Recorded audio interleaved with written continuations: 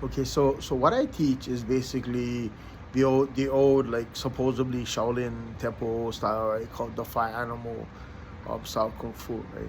And the whole precept behind it is that it's a style which incorporates all five animals, and the five animals represent theories. Okay, it's not like only the five animals, because you have one animals like the horse that's not in it, right? So the five animals consist of the tiger, right? The crane, the leopard, right? The snake, and the dragon, right? And so when you think about it, though, you got to think about it as kind of like a theory. You got the big cat, you got the little cat, right? You have like the serpent without wings, right? You have the serpent with the wings, right? And then you have the bird, right?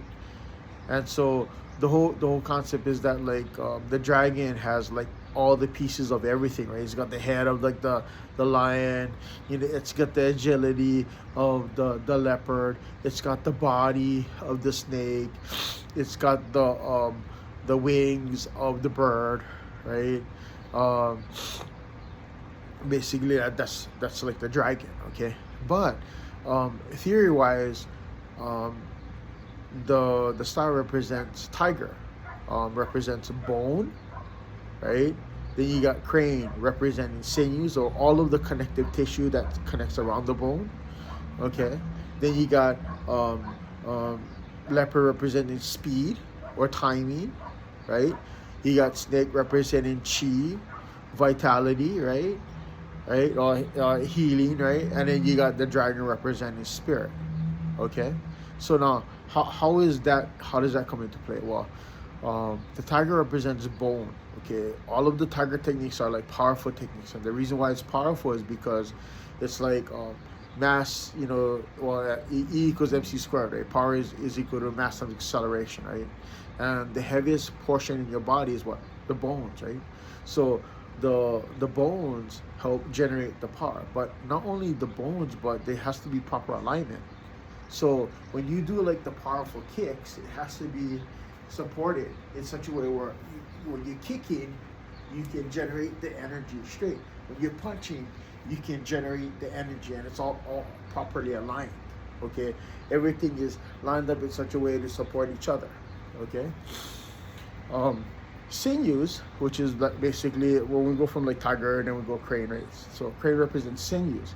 Like a lot of people think, okay, well, crane represents balance and the ability to do, agility and that kind of stuff. Well, crane represents sinews, okay, which represents all of the connective tissue around the bone.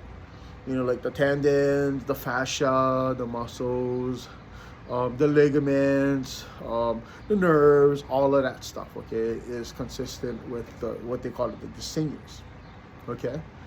And in order for you to achieve like the crane stance, right, or the agility, or being able to do like subtle stuff like that, or move in such a way that is kind of cool, you have to have cool control of the various muscles groupings and all of that kind of stuff, okay? So that's also a part of the five animal theory.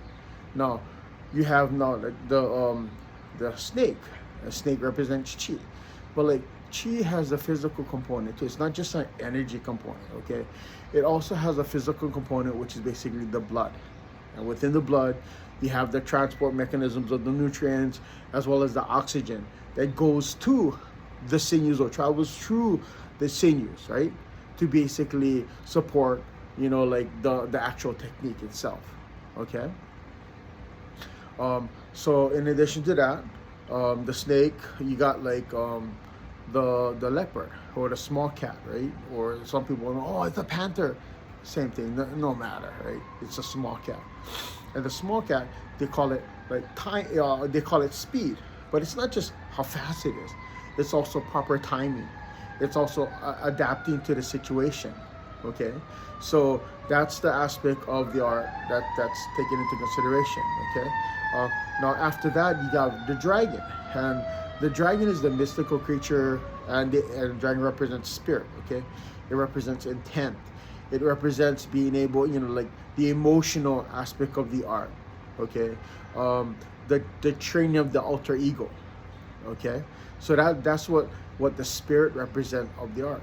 So now everything you do, every technique you do, you have five of those concepts, or those characteristics taken into consideration going into the art. So when you punching, you're punching like this. Okay, what happens is you're using tiger, proper alignment, the bone is moving in, you know, and you're hitting your opponent. Okay, not only that is, so like you have the bone, you see the turn, the corkscrew, the kinetic chain that is established when we move our muscles, ligaments, and tendon in one motion. Okay, that's the sinews, right? That's the crane, right? Then you have the blood component, which generates the oxygen, which goes to the muscles, which allow it to like turn, okay, and gives it its force, right? That is the chi. Okay, there's also an intent. I'm gonna hurt you with this. I'm gonna punch you with it. I'm gonna hurt you. Okay, and then after you got that, you also have like the chi, and you have the timing, right? So so you have the timing associated to it. So you can punch, but there's no guarantee you're gonna hit, right? So you need to make sure that your target point that you contact with is at the right moment. You're also turning, and at the right moment you're doing that corkscrew, that motion at the end. Okay, that's also proper timing, right? Then you have like the spirit aspect of it, which is basically that's more or less the intent, the emotion, the focus, how you gonna move it forward. Okay, so that's how you have like all of the five animals culminating in the art.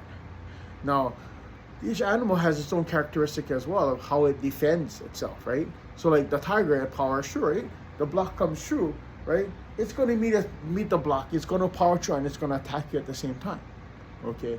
Or it's going to use the tiger's hunting predatory skill, and you're going to wait, and it's going to be a deceptive skill, and then when the opponent least expects it, boom, you hit them, right? It's like a pouncing. That's why you see like the tiger tail. That's why you see like the power strikes. That's why you see when the opponent comes in, they're not expecting you to just come back and hit them at the same time. Okay, so you have the fighting aspect of it, you have the mental characteristic of it, but mostly you have those five principles, right? Bone, sinew, chi, spirit, and speed. Okay, that's basically the five animal style in a nutshell. Now, what you should do is you should go out there and like don't take everything that I say like as like, oh yeah, that's the way. You should research it on your own, figure it out on your own, figure out why it's that way, you know. And then once you understand that, then it'll help you grow your art. It'll help you understand why things are the way they are. Okay. Good luck on your training. Again, this was like the five animal theory, right? Which is basically the core of what I teach.